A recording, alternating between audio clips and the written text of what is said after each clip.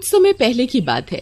करमपुर नाम के गांव में धर्मपाल नाम का गरीब किसान अपनी माँ के साथ रहता था। गांव में उसकी छोटी सी जमीन थी।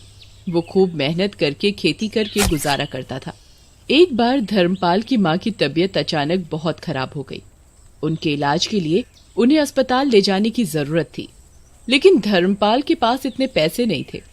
अगले दिन वो खेत में काम करते करते सोचता रहा कि अब आखिर कहाँ से आएंगे पैसे। सोचते सोचते वो एक पेड़ के नीचे जाकर बैठ गया। उस पेड़ के ऊपर किसी औरत के हंसने की आवाज आई। धर्मपाल ने डर कर ऊपर देखा। पेड़ पर लाल साड़ी में एक चुड़ैल बैठी हुई दिखी। उसकी भयानक शक्ल, नुकीले दांत और बड़ी बड़ी लाल आंखें देखकर धर्मपाल बहुत डर गया। कौन हो तुम? मैं माया हूँ। तुम पैसों के लिए परेशान हो ना? हाँ, पर तुम्हें कैसे? तुम जाकर बड़ी हवेली के राजन सेठ से पैसे क्यों नहीं मांगते? यदि उसने तुम्हारी मदद नहीं की तो मैं उसे देख लूंगी। पर तुम्हें कैसे? इतने में जोर की हवा चलती है और चुड़ैल अचानक गायब हो जाती है। राजन सेठ गांव का जाना माना अमीर जमींदार था। गांव में वो एक आलीशान हवेली में रहता था। धर्मपाल उस हवेली के बाहर पहुंच गया। उसने बाहर खड़े नौकर से पूछा, क्या सेठ राजन घर पर है? हाँ, सेठ अंदर हैं। तुम्हें उनसे क्या काम है? भाई, मुझे उनसे कुछ पैसे उधार लेने थे, बहुत जरूरत है। ठीक है, तुम अंदर जा सकते हो। वो अंदर गया और सेठ के सामने जाकर हाथ जोड़कर खड़ा हो गया। कौन हो तुम और यहाँ किस काम से आए हो? सेठ, मेरी माँ की तबीयत बहुत खराब है। उन्हें जल्द से जल्द शहर के अस्पताल ले जाना होगा। इलाज के लिए बड़ी रकम की जरूरत पड़ेगी। मैं पास के खेत में किसान हूँ। यदि आप मुझे कुछ पैसे उधार दे सकें तो बड़ी कृपा होगी। मैं धीरे धीरे करके आपके सारे पैसे लौटा दूंगा। ठीक है, कितने पैसे चाहिए बोलो? सब मिलाकर 20,000 रुपए लगेंगे साहब। मैं तुम्हें 20,000 रुपए उधार दूंगा, पर तुम्हें वो 3 महीने के अंदर लौटाने होंगे। मुझे मंजूर है सेठ। और धर्मपाल सेठ से पैसे उधार लेकर वहाँ से चला गया। उसे एक तरफ इतने पैसे लौटाने का डर सताने लगा, दूसरी ओर माँ की बिगड़ती हालत की चिंता। इतने में धर्मपाल उसी पेड़ के पास से गुजरता है। अचानक जोर से हवा चलती है और पेड़ से माया की आवाज आती है, जाओ जल्दी से अपनी माँ को अस्पताल ले जाओ, इससे पहले देर हो जाए। धर्मपाल घबराता है और दौड़ते हुए अपने घर पहुँचता है। माँ खाट पर लेटे हुए जोर जोर से खांस रही थी। माँ की नाजुक हालत को देखकर वो उन्हें कुछ नहीं बताता। माँ, हम आज अस्पताल चलेंगे। इलाज के बाद तुम बिल्कुल स्वस्थ हो जाओगी। धर्मपाल माँ को अस्पताल लेकर गया। वहाँ उनका इलाज करवाया।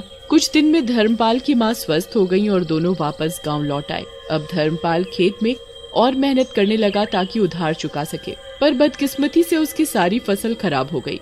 अब सेठ के पास जाकर माफी मांगने और पैसे चुकाने के लिए थोड़ा और वक्त मांगने के सिवा कोई उपाय नहीं है।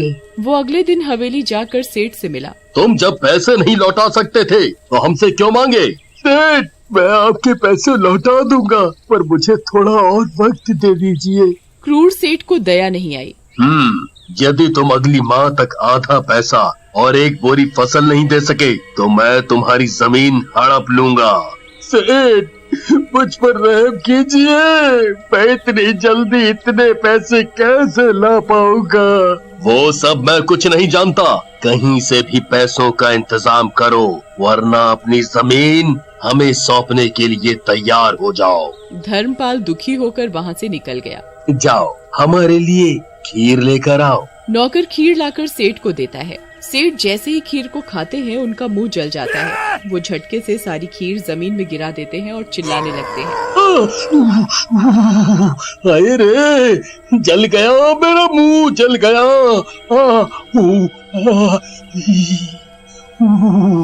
ये देखकर नौकर आश्चर्य में पड़ जाता है और सोचता है, मैंने तो जब खीर लाई तो इतनी गर्म नहीं थी, ये कैसे हो गया? मूर्ख, तेरा इतना दुस्साहस। नौकर डर से कांपने लगता है। पता नहीं साहब, ये कैसे हो गया? उतने में बाहर कमरे से एक औरत के हंसने की आवाज आती है। कौन है वहाँ? नौकर बाहर के कमरे की ओर दौड़ता है, पर वहाँ पहुँचने पर वहाँ कोई नहीं होता।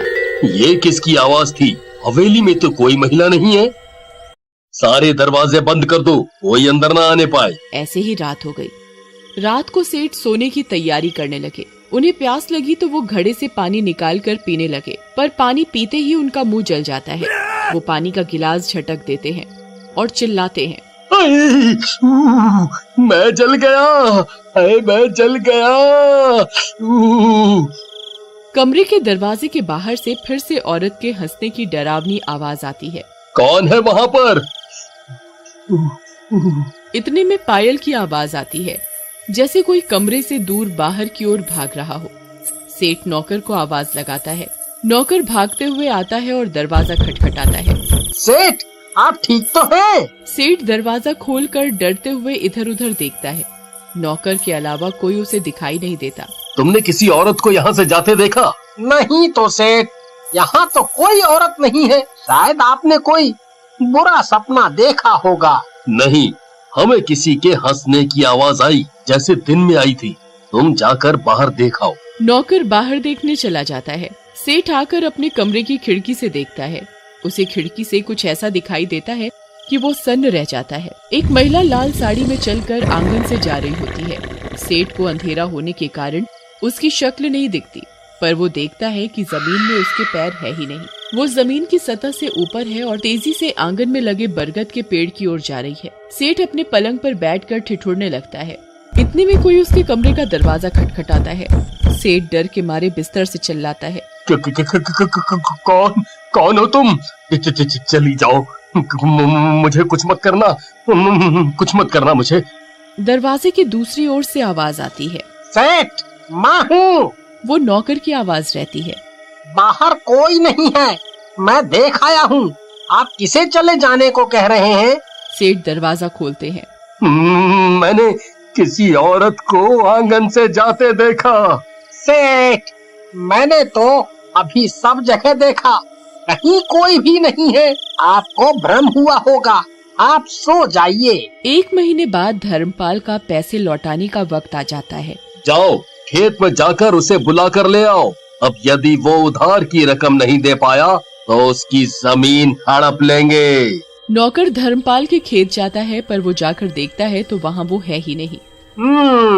जरूर ये धर्मपाल पैसे चुकाने के डर से दुबक के घर पे बैठा होगा। मैं उसके घर जाकर देखता हूँ। नौकर उसके घर की ओर जाने लगता है। रास्ते में उसे चलते हुए अचानक पीछे से पायल की आवाज आती है। वो पलटकर देखता है तो कोई नहीं होता। जैसे ही वो आगे मुड़ता है, उसके सामने लाल साड़ी वाली डरावनी चुड़ैल खड़ी होती है और डरावनी आवाज में कहती है, मैं माया हूँ। अपने सेठ से जाकर कहो कि यदि उसने धर्मपाल को पैसों के लिए परेशान किया तो मैं उसे खा जाऊंगी। ये कहकर चुड़ैल गायब हो जाती है। नौकर भागता हुआ हवेली तक जाता है और सेठ को सारी बात बताता है। सेठ ये सुनकर डर जाता है। सेठ और नौकर सरपंच के घर जाते हैं और ये सारी बात बताते हैं। पास में सरपंच की बुजुर्ग माँ ये सब सुन रही होती हैं।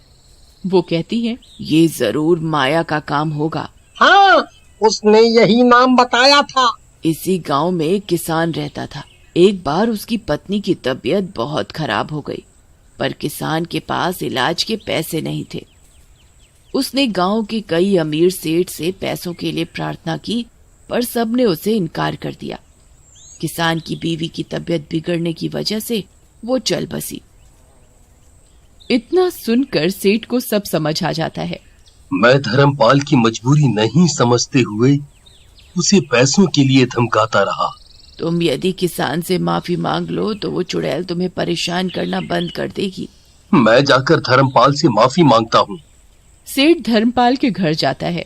जाकर देखता है कि धर्मपाल बुखार से तड़प रहा है। मेरा बेटा धर्म उधार चुकाने की चिंता के कारण बहुत बीमार पड़ गया है। माँ जी, मुझे माफ कर दीजिए। मैं ही वो सेठ हूँ जो धर्मपाल को पैसों के लिए धमकाता रहा।